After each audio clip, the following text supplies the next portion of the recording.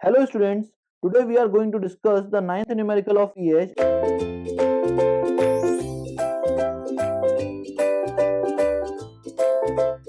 and the question will be like this. If concentration of OH negative is equals to 10 to the power minus 12 millimoles per liter. Now the unit is given as millimoles per liter. Then what will be the concentration of H positive ions in milligram per liter?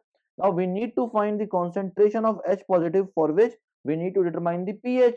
So we will solve this numerical as per the given data. That is, the concentration of OH negative will be equals to 10 to the power minus 12 millimoles per liter. Now we need to put the concentration of OH negative in the POH formula, for which we need to convert this value in moles per liter, and for the conversion of millimoles to moles per liter we need to multiply 10 to the power minus 3 here, and it will be converted into moles per liter, which will be equals to 10 to the power minus 15 moles per liter.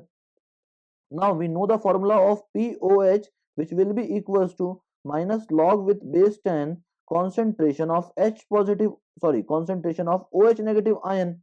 Now we just put the value of concentration of OH negative ion here, and it will be equals to 10 to the power minus 15 moles per liter.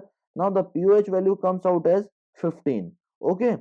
Now we cannot solve the question further because the sum of pH plus POH will always be less than or equals to 14. Okay, the sum of pH plus POH will be equals to 14. So the value of POH and pH will be maximum to maximum will be equals to 14.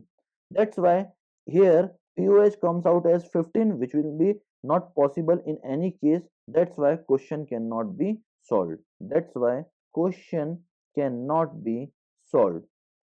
Clear? Because pH or POH will never be greater than 14. Clear? That is the solution of this question. Okay students, thank you very much.